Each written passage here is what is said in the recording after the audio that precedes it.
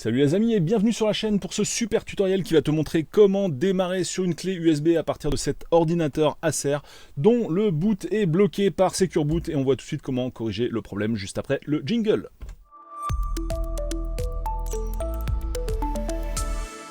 Et oui les amis, ça fait un moment que je galère donc du coup je vous montre en vidéo car si ça m'a été utile, je me dis ça peut aussi également vous servir à quelque chose et je me rends compte qu'on a un petit invité surprise que voici que voilà. Voilà. Alors, du coup, c'est quoi le problème? On commence toujours du problème et nous allons avoir un invité directement sur le plan de travail. C'est trop marrant. On dirait un géant, vous voyez, là, avec cet angle de caméra, on dirait un espèce de méga chat là, qui est en train de tout nous défoncer. Alors, le problème est le suivant, les petits amis. Je suis ici en présence d'une clé USB avec Ubuntu dessus. J'ai besoin de booter sur Ubuntu pour effectuer une récupération de données sur cette magnifique machine.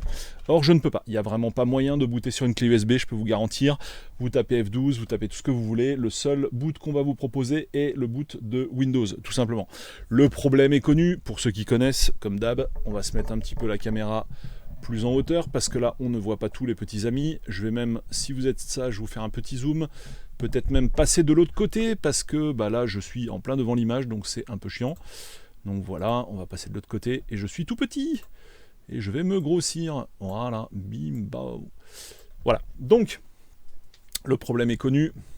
C'est tout simplement Secure Boot qui nous empêche de démarrer sur la machine, sur la clé USB. Je vous fais un petit zoom. Alors c'est vrai que c'est pas ultra pratique d'utilisation, c'est un peu du tout ou rien. Vous voyez, on va essayer de faire ça de manière pas trop porchouc et je vais ici recentrer les choses pour que vous en voyez un maximum. Donc là, on est plutôt pas mal. On va pouvoir continuer notre tutoriel de la mort. Donc voilà, tout est verrouillé. Alors je vous disais, le problème est assez fréquent, assez connu et en général il n'y a pas de problème, hein. Tu vas dans le BIOS, donc ça en général vous savez faire. Moi ce que je conseille quand Windows est fonctionnel, c'est d'appuyer sur la touche Shift que voici, que voilà, et en même temps de faire redémarrer. Là vous allez aller sur le menu avec, vous savez, les grosse case bleue et ça va vous permettre de rentrer dans le BIOS. Mais c'est pas l'objet de ce tuto, il y a déjà un tuto sur la chaîne pour rentrer dans le BIOS. Donc tapez BIOS ou UEFI dans le moteur de recherche de la chaîne et vous allez tomber sur ces magnifiques tutos. Donc là l'idée c'est quoi? Regardez ici, quand je vais dans Boot, dans la catégorie Boot, j'ai Secure Boot qui est Enable. Et ce qui est génial, c'est que quand j'appuie sur la flèche bas, je ne peux pas sélectionner Secure Boot, donc je ne peux pas faire gauche-droite pour l'activer ou le désactiver. Je suis bloqué, complet, je ne peux strictement rien faire. Pourquoi? Comment, me direz-vous? Et c'est ce qu'on va voir dans ce tuto, car il n'y a que Acer qui fait ce truc à la con.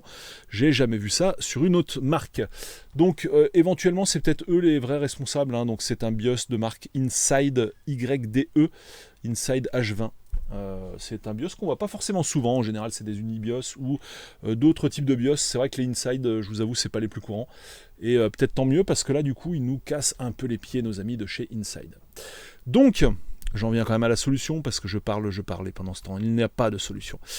Ici vous voyez dans Supervisor Password, on a la possibilité d'entrer dans la rubrique, et ici quand vous voyez Supervisor Password is clear, ça veut dire qu'il n'y en a pas. Voilà. Et en fait, c'est pour cette raison-là qu'on vous empêche de modifier les setups. Donc, il va falloir mettre un mot de passe, les petits amis. Sinon, vous allez être bloqué, rien pouvoir faire et jamais vous ne pourrez booter sur cette clé USB. Donc, on rentre là-dedans, dans cette Supervisor Password. Et du coup, je vais pas me faire chier, je vais mettre 4 x 1, 1, 2, 3, 4. Et je vais valider avec la touche entrée. Je remets 4 x 1, hop, je vous montre ça comme ça. Alors je me méfie toujours, on ne sait jamais si c'est des claviers américains ou français, ou là, vous savez, en américain, le 1 est actif par défaut, en français, il faut d'abord faire Shift et faire le 1. J'en sais rien, ce que je fais, j'ai pas activé Shift, rien du tout, j'ai juste tapé sur la touche 1. Donc que ce soit un 1 ou le signe commercial, je ne sais plus, automatiquement ça va marcher, donc je m'en fous, on va rester comme ça. Donc faites comme moi, il n'y a pas de souci. Voilà, les sauvegardes... Les changements ont été sauvegardés. Et maintenant, regardez, dans Supervisor Password, c'est marqué 7. Donc ça veut dire paramétré. Donc si tout se passe comme prévu, regardez, Secure Boot, désormais, c'est en blanc. J'ai la possibilité de changer la rubrique. Et pour changer la rubrique, on va cliquer sur la jolie touche Enter. Donc la touche Enter que vous connaissez bien, qui est tout simplement ici sur votre clavier. Des fois il y en a deux en fait, juste à côté du clavier et à côté du pavé, numérique quand il y en a un. Donc moi j'en ai qu'un, j'ai qu'une touche entrée sur ce PC. D'ailleurs c'est marrant, des fois j'avais un client qui avait une touche entrée qui déconnait, mais du coup comme il en avait deux sur son PC, il utilisait la deuxième et puis ça a évité de changer de clavier, c'est rigolo. Donc là ce qu'on fait, on met Disable le Secure Boot, et là dans Exit on va mettre Exit Saving Changes. Si tout a marché, on va faire un vieux F12. Alors Save Configuration and Exit Now, donc sauver la configuration et sortir maintenant, oui. Et on va spam F12. Voilà, donc la touche F12 sur le clavier, on va la spam, c'est-à-dire l'appuyer de manière fréquente et régulière et très rapide, histoire de tomber sur le menu de boot que nous voyons ici, et on n'a toujours pas la fameuse option qui m'intéresse, ce qui est intéressant. On va passer en pause et je vous reprends tout de suite. Je vous reprends et ça tombe bien, c'est l'occasion de voir ce que je vous disais tout à l'heure, en fait, pour le fameux menu, vous savez, qui vous permet d'accéder donc aux différentes options de récupération. Bon, écoutez, c'est vrai qu'il y a un autre tuto sur la chaîne, mais c'est toujours l'occasion de se faire un petit rattrapage pour ceux qui ont loupé ce tuto. Je vais vous montrer comment on fait, ça prend 5 minutes. Je me branche une souris parce que le trackpad ne fonctionne pas visiblement. Donc vous gardez appuyé la touche Shift, voilà, ensuite vous allez dans Arrêter ici. Je vous remets sur la vue rapprochée éventuellement, voilà, sauf que il faut me décaler un poil. Et là-dessus vous mettez Redémarrer tout en gardant la touche Shift, ok. Donc là on va cliquer sur Redémarrer quand même forcément, voilà. Et puis on se remet sur la vue principale où vous voyez j'ai toujours la touche Shift qui est activée. Donc on va attendre gentiment que ça redémarre. C'est du Windows 11. Donc même quand ça vous fait ça, attendez, ça va quand même redémarrer. C'est juste un peu lent. Sinon vous lui remettez un petit coup s'il n'a pas compris. Voilà, c'est juste au moment où on veut remettre un coup que là finalement ça finit par passer. Donc là on va regarder si on a notre menu. Donc je garde toujours le doigt sur Shift comme vous êtes en train de le voir. Et puis dans quelques instants, on va se retrouver sur le menu de dépannage. Ah même pas, c'est encore mieux.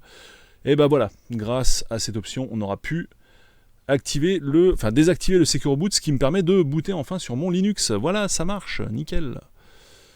Voilà, c'est pas tout à fait ce que je voulais vous montrer. J'aurais préféré vous montrer directement le menu de chargement, mais en fait, voilà, on a booté comme ça. Donc écoutez, faites la même chose.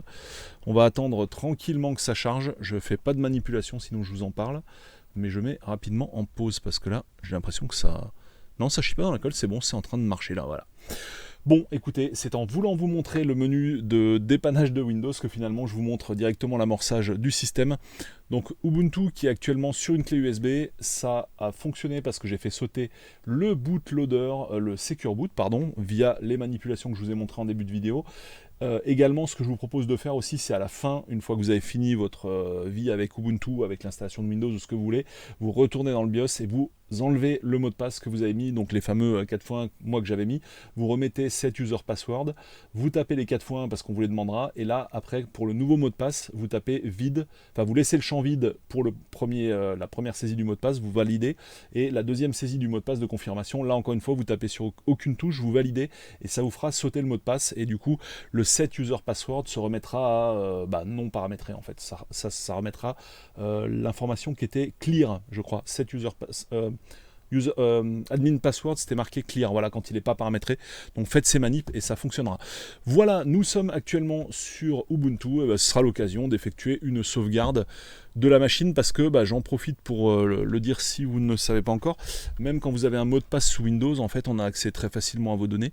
Il suffit de démarrer sur Ubuntu comme je viens de le faire et après aller dans Other Location, et là on voit le disque dur et on peut parcourir toutes les ressources, y compris le fichier mes documents, donc qui est dans un sous-dossier de user qui contient tous vos documents, même quand la machine est verrouillée, on y a parfaitement accès, on peut les copier, les coller n'importe où.